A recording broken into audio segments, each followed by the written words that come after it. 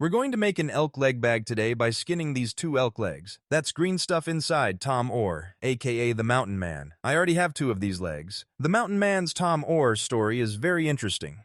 Let's look at this legend's life before we talk about his problems and the rumors about where he went. Tom and his sweetheart, Nancy Orr, have lived in a remote part of Montana's Yak River Valley for many years.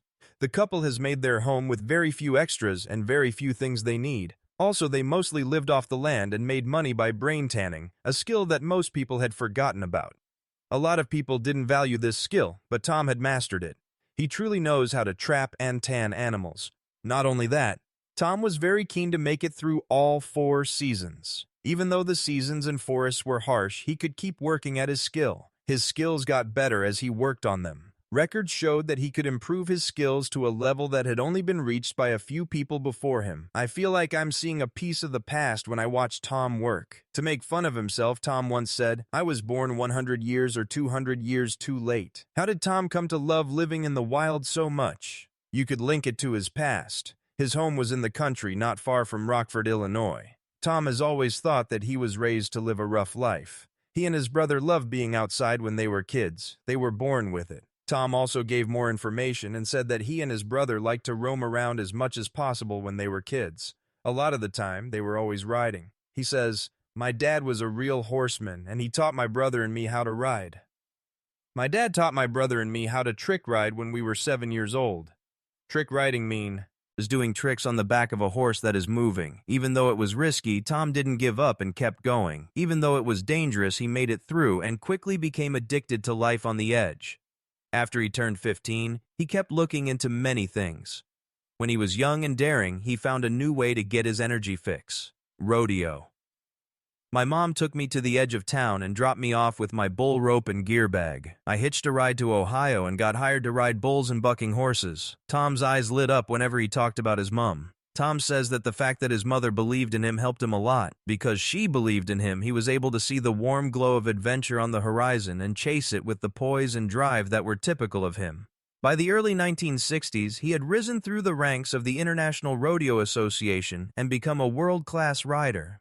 Not only that, but Tom also loved how exciting the sport was, and he always made it to the finals and finished in the top 10. On Valentine's Day 1970, Tom's life got better and he had good luck. At that point in time, he was 35 years old and sitting on a huge bull named Woolly Bugger in the chute. I often dropped a finger in my bull rope, which made your hand stuck in the rope. Tom tells you, as soon as the chute opened, a big explosion happened. Right away, the heads of the man and the animal hit each other, knocking Tom out. When Tom put his hand on the bull's back, the roll across the middle of its back held him tight. My legs and other things are now under his back legs. He is pulling away and stepping on me really hard. After the whole seriously dangerous event, Tom later says that it was the closest he had ever been to dying in a rodeo ring. From the stands, his wife watched in pain as he was thrown around fiercely for 2 agonizing minutes until the ropes that were holding him together were finally cut. After that, Tom was taken out of the arena on a bed and didn't wake up for 3 hours. A bad injury and bruises all over his body were what he had to deal with.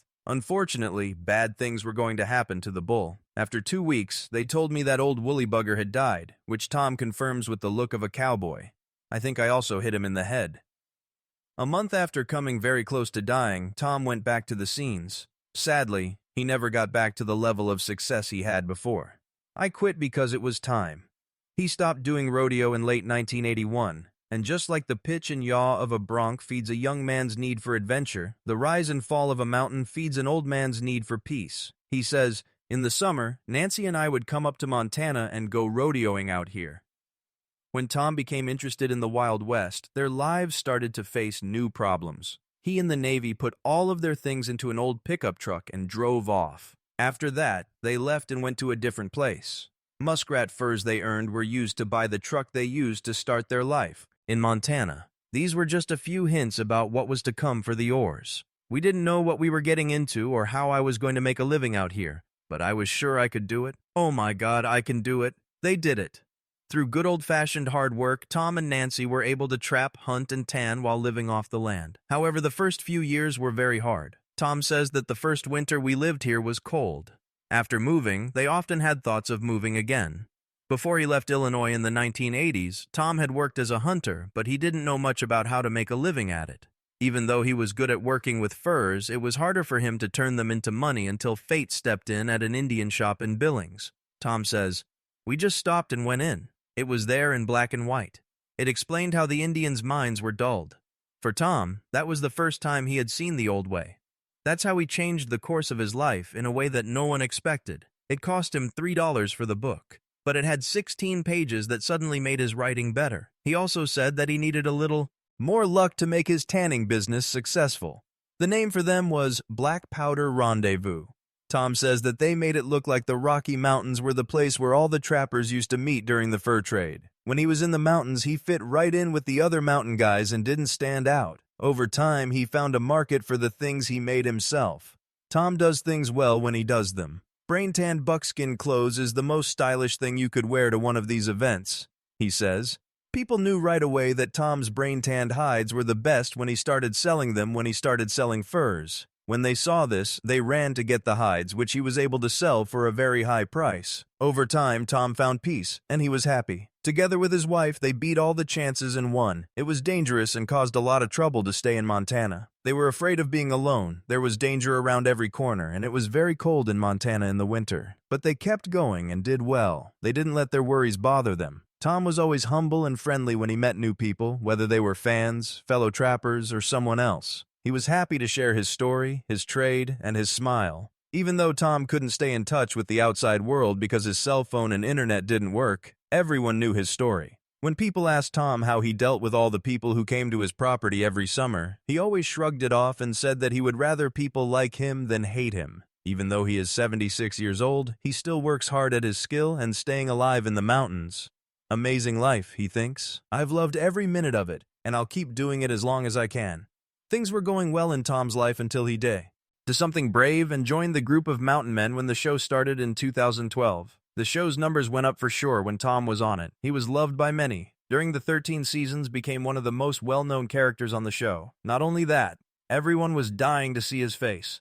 His appearances on the show brought to light not only how hard it is to live off the land in Montana's rough Yak River Valley, but also deeper themes of strength, traditional artistry, and family values. Over time, viewers became interested in Tom's unwavering drive on the show. Many people were interested in learning more about him because of his ability to live on his own even though he was getting older and having health problems. Not only that, Tom's trip in life, along with those of his wife Nancy and their loyal hunting dogs, showed the strong spirit of American frontiersmen. Because Tom was good at business and making things, more people became interested in him. It was one thing to watch a mountain man on TV, but it was something else to see a real mountain man at work. Tom Orr became famous for the high-quality buckskin goods he made by hand using old-fashioned brain tanning methods that are becoming harder to find these days. His leather work, like the shirts, jackets, moccasins, and bags he made, also won him loyal customers and respect from other craftsmen.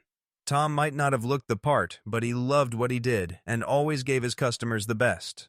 Tom and Nancy run a trade post where they talk to both locals and tourists as well as selling his goods. A lot of the time, they told each other stories about their problems and how they overcame them at the trade post. They were also happy to sell real frontier items.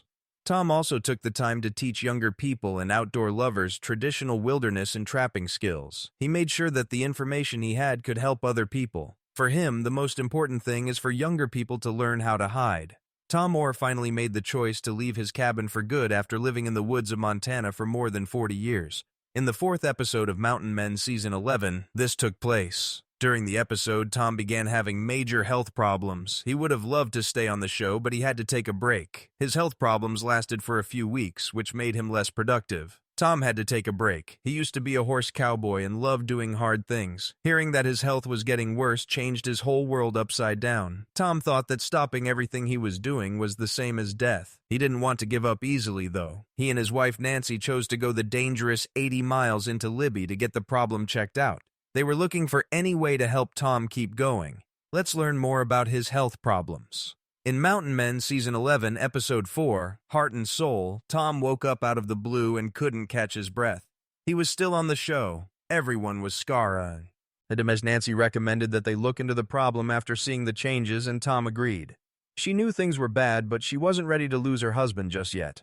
Tom said, "I've never had any health problems. I've always been in great health." Life didn't go as planned for him, though. Tom got a checkup at the doctor's office and had a number of tests done. Cardiologists found that Tom's heart wasn't working right and that fluid was building up in his lungs after a series of tests. Because of this, they gave him medicine to make his heart stronger and told him to wear a heart rate monitor. Because Tom and Nancy's house was 80 miles from the nearest hospital, the monitor was meant to keep an eye on his health. Tom was told by his cardiologist to wear a defibrillator vest in case of an emergency.